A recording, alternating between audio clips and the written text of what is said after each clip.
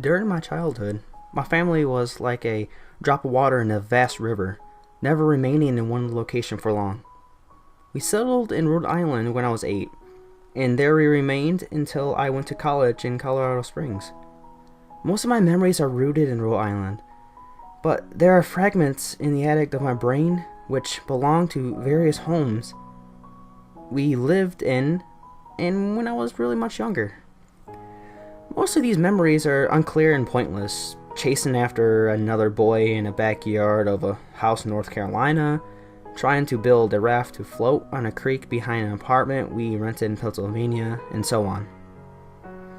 But there is one set of memories which remain like clear as glass, as though they were just made yesterday. I often wonder where these memories are. Are they just like simply lucid dreams produced by a long sickness that I experienced that spring? But in my heart, I know they're real. We were living in a house just outside the bustling metropolis of New Vineyard, Maine. It was a large structure, especially for a family of 3. There were a number of rooms that I didn't see in 5 months that we resided there. In some ways, it was a waste of space, but it was the only house on the market at the time, at least within an hour's commute to my father's place. The day after my 5th birthday, I came down with a fever. The doctor said that I had mononucleosis, which meant no rough play and more fever for at least another 3 weeks. It was horrible timing to the bedridden. We were in the process of packing our things to move to Pennsylvania, and most of the things were already packed away in boxes, leaving my room barren. My mother brought me ginger ale, books, several times a day, and these served as a function of being my primary form of entertainment for the next few weeks. Boredom always loomed just around the corner, waiting to rear its ugly head and compound my misery. I don't really even recall how I met Mr. Widemouth. I think it was about a week after I was diagnosed with mono. My first memory of the small creature was asking him what was his name. He told me to call him Mr. Widemouth because of his large mouth. In fact, everything about him was large in comparison to his body, his head, his eyes, his crooked ears, but his mouth was by far the largest. "You look like kind of a Furby," I said. He flipped through one of my books. Mr. Widemouth stopped and gave me a puzzled look. "Furby? What's a Furby?" he asked. I shrugged. "You know, the toy. The little robot with big ears. You can pet him, feed him, almost like a real pet." "Oh." Mr. Widemouth resumed his activity. "You don't need one of those. They aren't the same as having a real friend." I remember Mr. Widemouth disappearing every time my mother stopped by to check on me. "I lay under your bed," he later explained. "I don't want your parents to see me, because I'm afraid they won't let us play anymore." We didn't do much during those first few days. Mr. Widemouth just looked at my books, fascinated by the stories and pictures they contained. The 3rd or 4th morning after I met him, he greeted me with a large smile on his face. "I have a new game we can play," he said. "We have to wait until after your mother comes to check on you, because she can't see us play it. It's a secret game." After my mother delivered more books and soda at the usual time, Mr. Widemouth slipped out from under the bed and tugged my hand. "We have to go to the room at the end of this hallway," he said. I objected at first, as my parents have forbidden me to leave my bed without their permission, but Mr. Widemouth persisted until I gave in. The room in question had no furniture or wallpaper. Its only distinguishing feature that a window was at the opposite of the doorway. Mr. Widemouth darted across the room and gave his window a firm push, flinging it open. He then beckoned me to look out the ground below. We were on the second story of the house, but it was on a hill, and from the angle, the drop was farther than 2 stories to the incline. "I like to play pretend up here," Mr. Widemouth explained. "I pretend that there's a big soft trampoline below this window, and I jump. If you pretend hard enough, you can bounce back like a feather. I want you to try." I was a 5-year-old with a fever, so only a hint of skepticism darted through my thoughts as I looked down and considered the possibility. "It's a long drop," I said. "But that's all part of the fun. It wouldn't be fun if it was only a short drop. If it were that way, you may as well bounce on a real trampoline."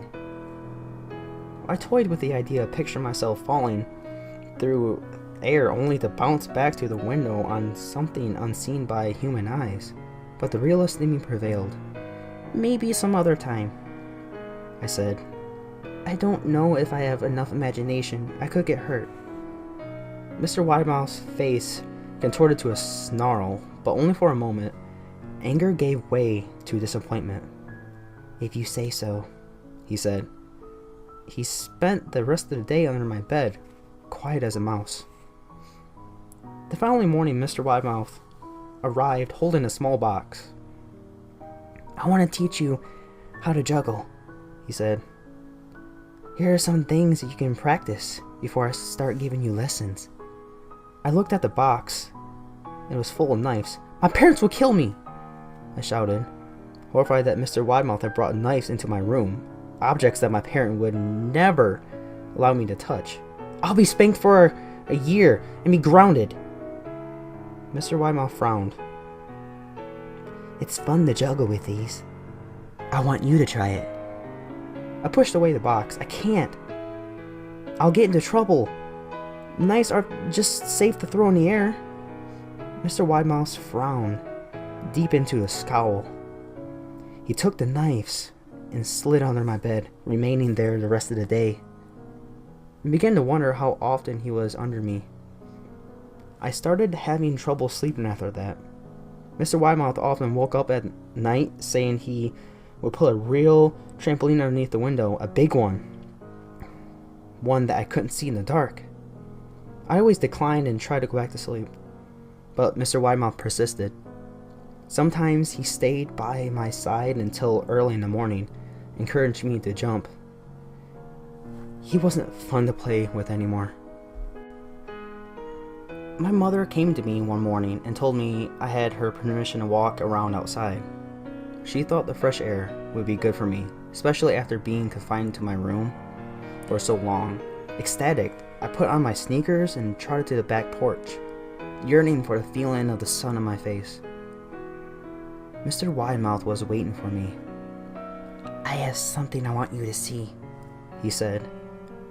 I must have given him a weird look, because then he said, "It's safe, I promise." I followed him to the beginning of the deer trail, which ran through the woods behind the house. "This is an important path," he explained. "I have a lot of friends about your age. When they were ready, I took them down this path to a special place. You aren't ready yet, but one day, I hope to take you there." I returned to the house, wondering what kind of place lay beyond the trail. 2 weeks after I met Mr. Widemouth, the last load of our things had been packed into a moving truck. I would be in a cab of that truck, sitting next to my father for a long drive to Pennsylvania. I considered telling Mr. Widemouth that I would be leaving, but even at 5 years old, I was beginning to suspect that perhaps that creature's intentions were not to my benefit, despite what he said otherwise. For this reason, I decided to keep my departure a secret. My father and I were in the truck at 4 a.m. He was hoping to make it to Pennsylvania by lunchtime tomorrow, with the help of the endless supply of coffee and 6-pack of energy drinks. He seemed more like a man who was about to run a marathon rather than one who was about to spend 2 days sitting still. "Early enough for you?" he asked. I nodded and placed my head against the window. Hoping for some sleep before the sun came up, I felt my father's hand on my shoulder.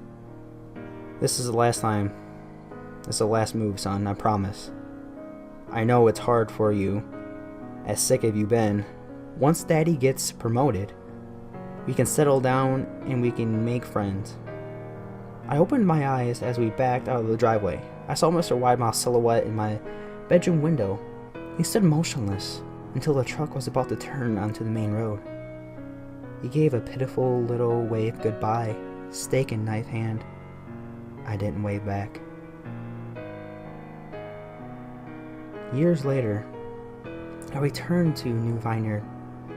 The piece of land our house stood upon was empty except for the foundation, as the house burned down a few years after my family left. Out of curiosity, I followed the deer trail that Mr. Widemouth had shown me.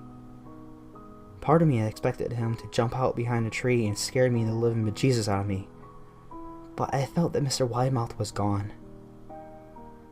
Somehow tied to the house that no longer existed. The trail ended at the New Vineyard Memorial Cemetery. I noticed that many of the tombstones belonged to children.